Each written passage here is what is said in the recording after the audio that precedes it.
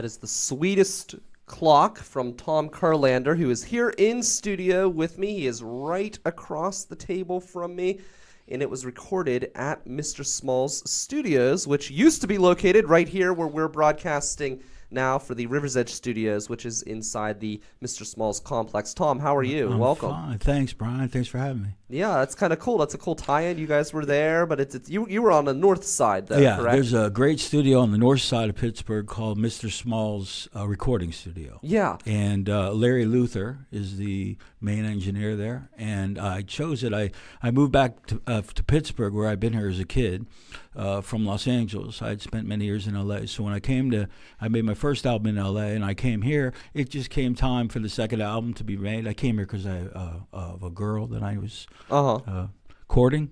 Is that the problem? Yeah. That seems to happen a lot here in Pittsburgh. What's up? There must be a lot of great women here. I believe in there's Pittsburgh. something in they call it, what's that soup? Italian, like everybody, that soup, Italian soup or something? Italian wedding soup or yeah, something? like that wedding soup. I think it's in there. I'm not sure. Okay. But anyway, that brought me back, and so here I was in Pittsburgh, but I wanted to make a really, my second album, and I went all around the area and looked at a lot of studios, and there's some good ones around, but I chose that one, and I spent 2 years making this album with The Sweetest Clock as one of the tracks. It's called Sugar Burn Sessions, and Larry Luther and I worked together, and there's some videos online you can see Larry in, and oh, that's cool. We had a great time. He's a great guy. I don't know if you met him, but he's a great engineer, and he also mastered the album, and I produced it. That's great. Yeah, I actually haven't been into that recording space. This was their second recording studio. The original one was actually on Grant Avenue here in Millvale.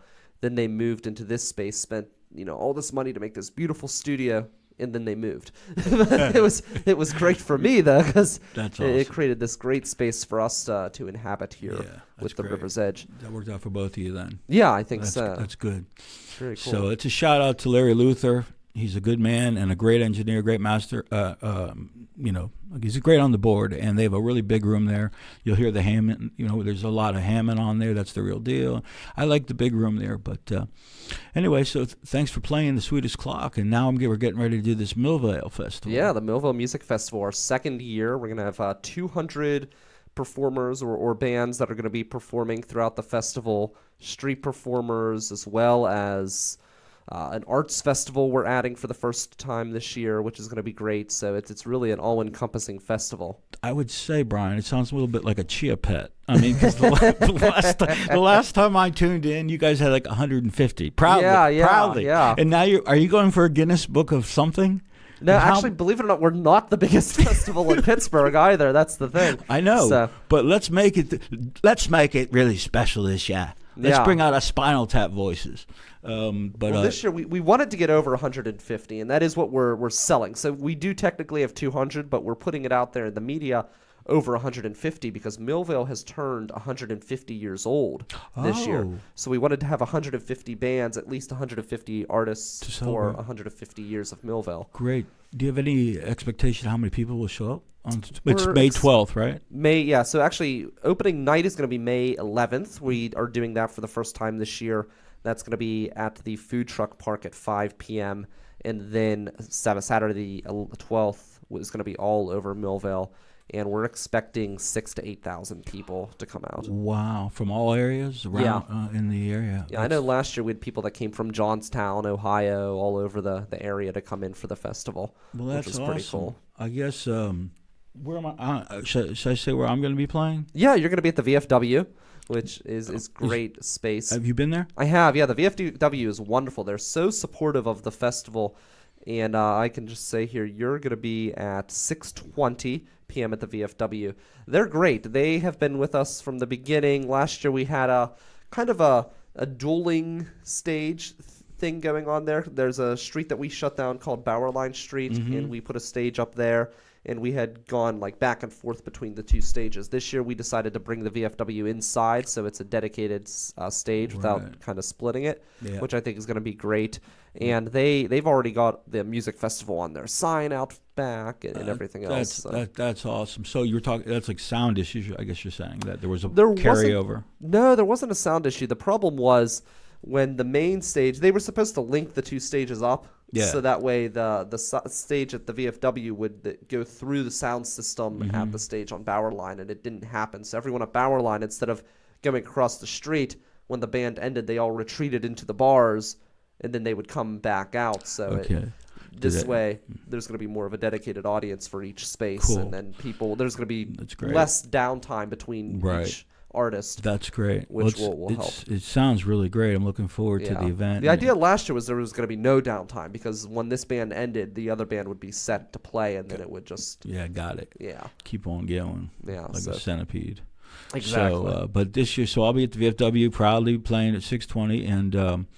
So, if you want to know a little bit about me, since I'm here, or we can talk about you, Brian. I mean, are you related to anybody in the anybody else? You know, there's a Bill Crawford. I talked to. I'm not related to Bill Crawford, as far as I know. My grandfather was an orphan, so you never know. Wow. Well, we could go to Ancestry.com after the show and see what's down, because I did talk to Bill once on the radio. Now you're my second Crawford, and there we go. Really proud. Bill's a nice guy. I met him once at a podcast event out in Allentown. Nice. So I came when as a kid. I was born in Chicago, but I did live in Pittsburgh briefly as a kid, and I lived primarily in Squirrel Hill area, and I attended a school called Shadyside Academy. And then my mother moved to New York to pursue an acting career. I went to New York, and then I went to college, and then very quickly I had to get through it. I ultimately wound up in L.A. as a film and movie actor for a long time, 16 years, and I was in a bunch of movies. Wow. You probably too young to remember, but I was in some movies. Should I name just a couple? Yeah, please do. Well, Kindergarten Cop. I know Kindergarten Cop, of course. Well, if you want to just take 5 minutes out of your day, you watch the movie. I'm the first one in the movie to talk. I have a nice long scene, and then I die. So then you can go out and have dinner or whatever. So I'm in that movie. I'm in Young Guns 2, and I basically was a full-on working actor for many years in L.A. And it was a lifestyle. But then the music crept up.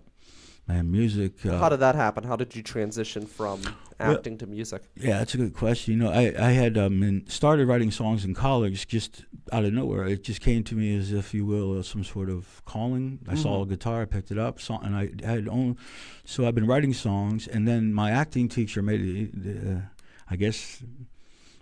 allowed me to play a song in front of the class, and that was sort of like, I guess they identify with the lyrics, and that was the beginning of it. And slowly I went from going to the gym 3 days a week as an actor to hanging out with a lot of musicians. And if you're familiar with the musician's lifestyle, so I was straddling the two lifestyles.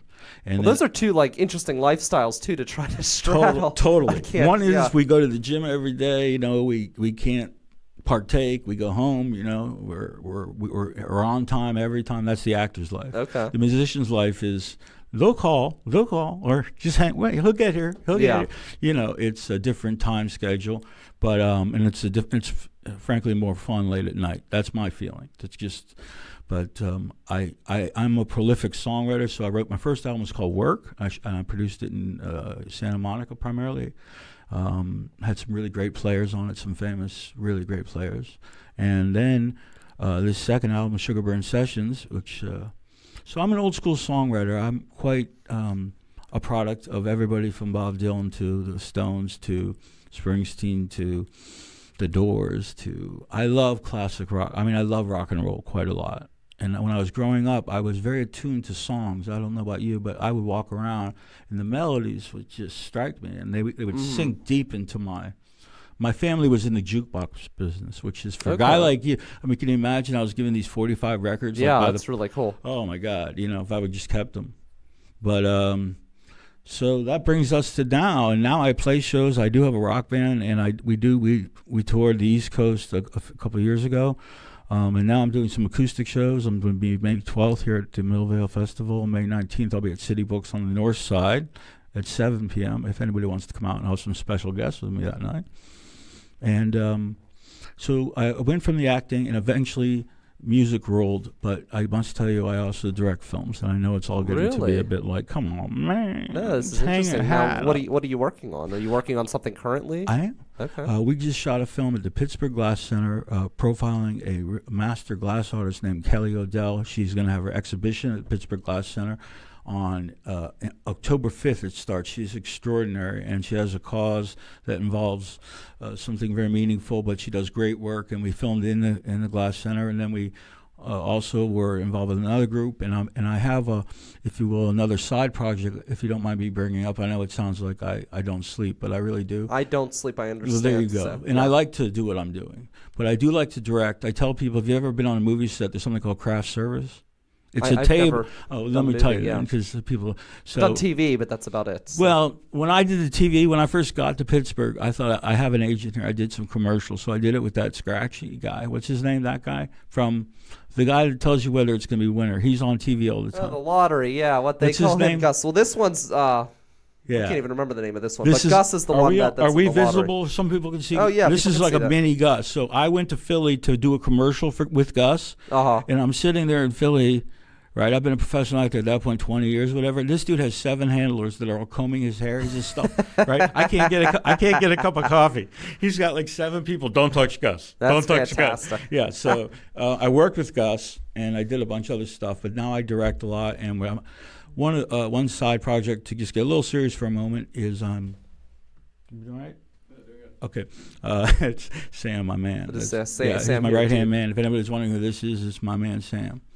He makes me walk straight.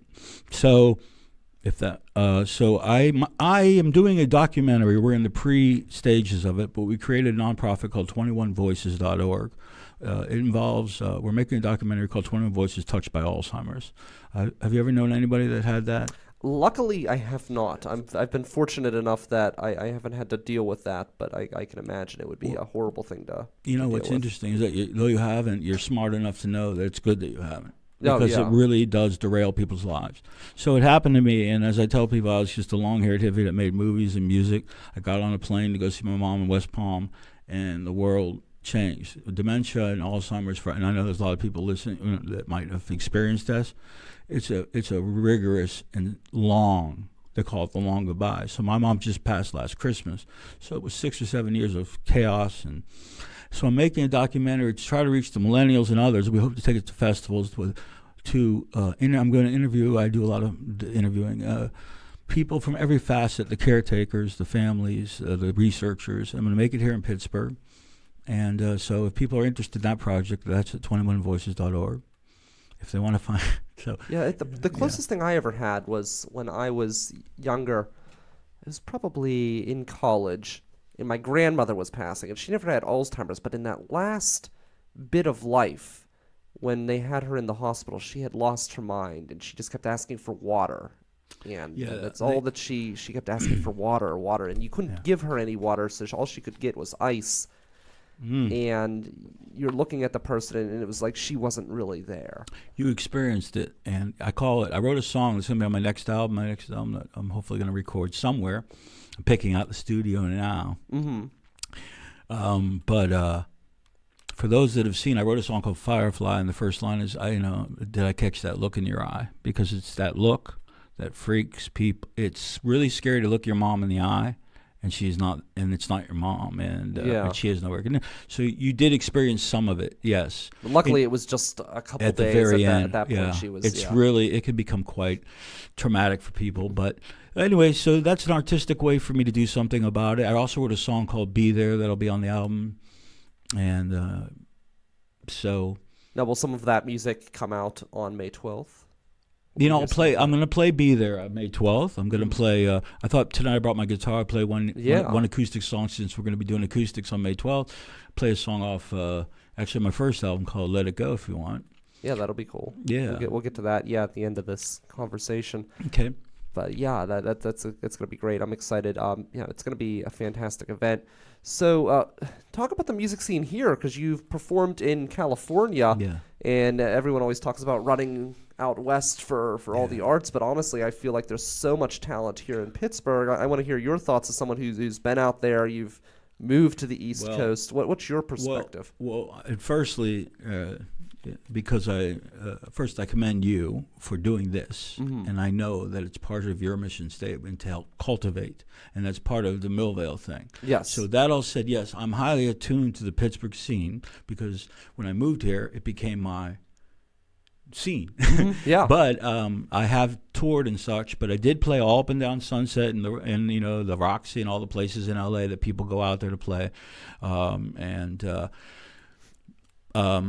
the scene in Pittsburgh, I know, is, I'm a guy that they rarely can shut me up, as you know. That makes it for a good interview. I know you really you really bowled one right down the middle of the old alley, because I want to be really careful with my words, because it is, in my estimation, a sensitive issue, because musicians are musicians. We're all artists. There's a lot of similarities in terms of desires and ambitions. And I know some of the people that run the things here, and I know, the clubs and the venues. I really hope that my hope is that Pittsburgh musicians will start to work with each other more. Mm-hmm. So, like, I'm lucky I recorded a song where Greg Joseph from the Clarks, he's on the bassist. He played it on bass on a track for me. I was just a demo, but that type of cross pollination. I think, like, the band Chillin'. Chillin' is going to be, actually, it's a funny story about them. Go ahead. They're going to be performing at Panza Gallery as one of the last bands performing at the Millvale Music Festival. But apparently on May 12th, there's a religious holiday in Judaism, and they cannot perform on May 12th, so they're going to be performing at midnight, technically on the 13th. What day of the week is the 12th? Saturday? It's a Saturday. Yeah, it's funny. I happen to be Jewish and know a little bit about it. Okay. And I do know their harp player, the amazing Shruly. Mm-hmm. Shout out, my man. I'm going to find you. Come find me at the Funnel Cakes. Can you eat that? It's kosher.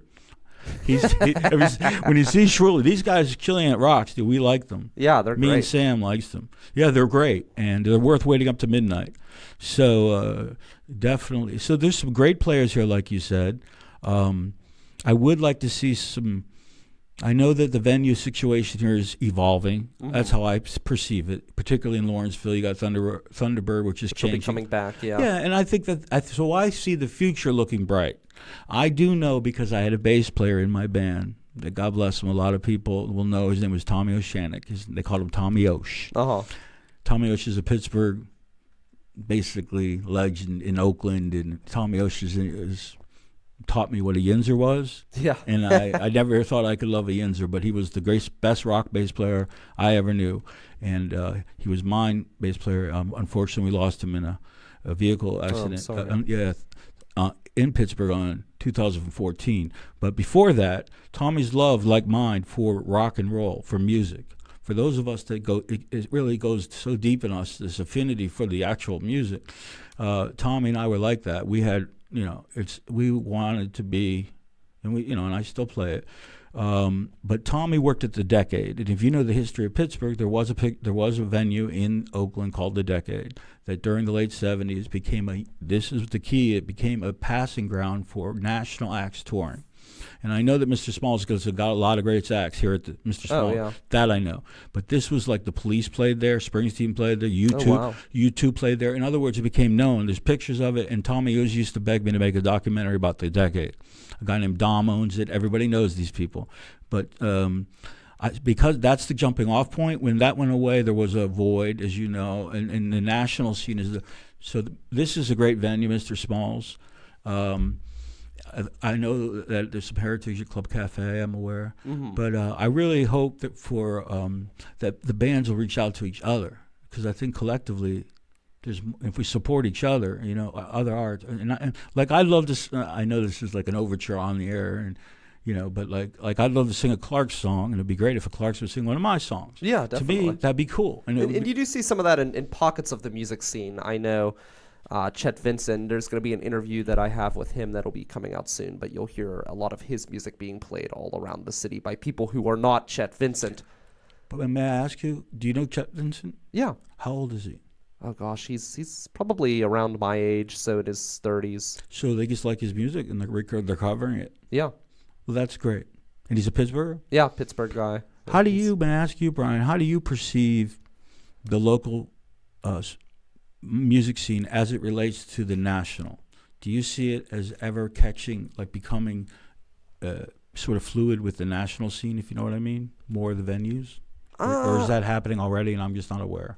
I think this area could have a national impact. I think as we're growing as a society, because really Pittsburgh's changing in a lot of ways and it's getting a lot more national recognition and worldwide recognition. I listen to the BBC World Service a lot overnight to get my news, and you'll hear Pittsburgh being mentioned every once in a blue moon, more so than most American cities outside of the major, big hubs, which is kind of interesting. Also, I think in the age that we live in, I don't think it's as important to live in a lot of the hubs that it used to be, where you used to have to go to Nashville or somewhere to make a name for yourself. I feel like in today's modern age with technology like we have here, I don't think it's as important as it used to be. And I think as time goes on, it's going to be less and less important. And I think people who live in areas like Pittsburgh will be able to make it more easily without needing to uplift their life and move. Whoops. And I think the big thing, honestly, is I think people need to. I always hate to sound so negative on this issue. Thing. That's why I was being cautious with my word. But it's okay. We're talking turkey. I think people like to whine a lot sometimes in this city. I heard they had that big meeting where they brought people in to talk about issues to solve the city, and what happens? They spent time shouting down a guy that they brought in to try to look at policy. Ideas. So I think if you're in that type of frame of mind, you're not going to grow that way. I think you need to be positive, and I always said a lot of the people I know who are really making a name for themselves in the city, they were out working that night because they are constantly working on their craft, and instead of sitting there and complaining, and yes, things need to change and there needs to be improvements, but you're not going to get that way unless you're willing to get up and do the work. Dude, I second that emotion. I stand with you, Brian, because it's what you said is the critical salve, or whatever that's a big word, to heal this issue. That's why I said open up your arms, these bands. In all due respect, the Clarks are great. They play A&E every year. They get the top billing, and I know I'm speaking the truth, and I know a lot of the other players, but give some other people shout, and like you said, be generous of heart, be positive. And let's make some music, let's have some fun. And that's how I think a scene comes out, like what you said, positivity. Well, one of the comments that came out of the festival, and I keep attacking this comment, was they went after my festival here, the Millvale Music Festival that we all work on in Deutschtown. And one of the arguments was, because there's so many bands on the festival, are you getting the best in Pittsburgh? And my argument was, well, I think you do get a lot of great bands, but also a festival that size allows people who maybe aren't as well known the opportunity to play with bigger names and get their music out there and reach other people. And to me, that's the community coming together and people supporting one another. And both festivals pay their artists as well, so I don't really see a downside to anybody.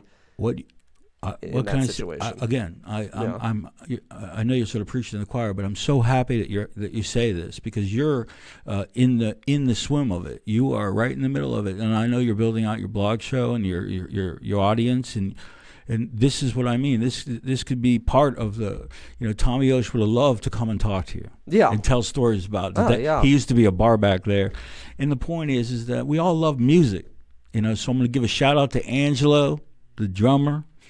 Tommy's best friend, who loves Pittsburgh, plays out every night. Angelo, you know who you are, the drummer.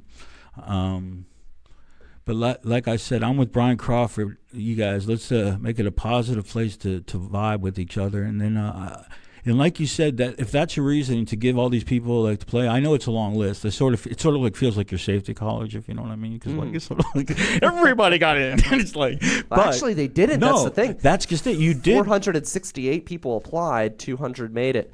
So it was a better vetting process than the White House, that's for sure. Yeah. Well, another thing too that we did that was really important is a lot of the people who, actually almost everybody that performed last year, did not get in this year because we were trying to open it up to everybody and give everyone an opportunity. Well, hallelujah. And all I'm saying, everybody, is that I think there's good things ahead. The Thunderbird has got something going on. There's other clubs in town. Yeah. And, of course, there's Mr. Smalls. And if you're looking to record, call up Larry. Yeah, he's worth the money. They do a lot of great stuff. Yeah, there's a lot of great opportunities here to grow. I'm trying to think if I've had any funny moments with like people coming through here. I've had a lot of weird things happen in L.A. Less weird things happen here sometimes. Really, less weird things in Well, Pittsburgh? when you live in L.A., a lot of, have you ever been out to L.A.? I have not, no. I've never been west of Ohio. I need to. Dude, where'd you to go get in out. Ohio? Just like Cleveland, I think. Dude, that's where my family's from. Like, to you, did that become like Paris? I mean, the fact. I mean, seriously, dude, you went to Cleveland. They have great deli food. See, I didn't even get to do much there. I went out for a wedding. I went out to, when I was a kid, we went out to SeaWorld and stuff. But we tend to always, I'm a beach person, so anytime I travel, we always end up going south. South, yeah. Yeah, to Florida. Let's just like for 1 second. If Cleveland is a town that all my family grew up in. My grandfather started the phonographic. It's basically a jukebox, and he protected the rights of artists. So I come from a blood of this, and he like Frank Sinatra and all these people would come through town, and my grandfather would make sure that they were paid and taken care of well. And of course, everybody wanted the records on the jukeboxes at the time, which he would put out. So he was central to it. But that's where the Rock and Roll Hall of Fame is. And I have all my relatives in Cleveland. They love music so much. I mean, my cousin Jackie has seen Springsteen like 75 times. He's here he's a Springsteen head, and there's all these. But Cleveland is another city where there was a band. It's called Michael Stanley Band. Some cities have a harder time, getting it out. But Wiz came out of Pittsburgh. We know that. Mac Miller came out of Pittsburgh. I'd like to see some more rock bands come out of Pittsburgh. Yeah. I'm a rocker myself. That's what I come from. So, though I'm a transplanted Pittsburghian, I do live and work downtown. You came full circle. You said you started here, right? I did. As my mother, we were here for a few years as kids. So I came back, and I now live and work downtown Pittsburgh, and that's my sort of where I headquarter myself. Cool. And when I'm not making films, I'm making music, and that's what I love to do. Well, let's hear a song. Okay. We'll wrap things up with that, and then. All right. First, I want to Sean Paredes. I want to thank you for this guitar I borrowed from you and dropped already. If you guys, anybody who's listening or watching, please don't mention this to John that I just dropped his guitar. Thanks. All right. So what are we gonna play? So are we okay mic-wise? Yeah, I think so. So this is a song that's on my first album. It's called Let It Go, and it's sort of a what you might call a driving song. Cool. Tom Kurlander, Let It Go, here on The River's Edge, Pittsburgh's voice for local music. I'm driving cross country in my granddad's car, thinking about your baby, wondering where you are. It's raining dogs and cats again, it's hard to see the stars. Crying about your baby, wondering where you are. Let it go, baby. Lose control, yeah. Let it go now. I'm stopping for the night again, the best that I can find. Sleeping next to ice machines, I wish you'd change your mind. The longest part of every day is right before the sun. The hardest part of traveling when no one knows you're gone. Let it go, baby. Lose control, yeah. Let it go, yeah. Hold on, yeah. Let it go.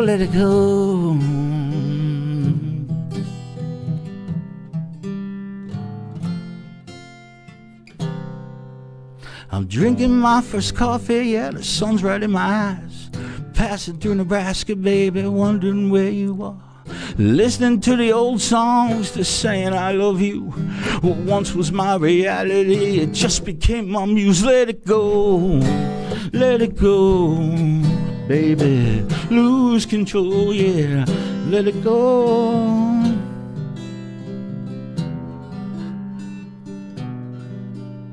It's eating me alive. Just close my eyes and drive. Yeah, there's a fire on this highway. I'm dying on this highway. Let it go.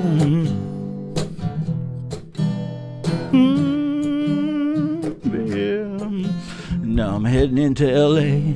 Still got you on my brain. Gonna try and find this life of mine. It'll never be the same. Let it go, baby. Lose control, yeah. Let it go. yeah, yeah. Oh, yeah, yeah. Let it go. Yeah, yeah.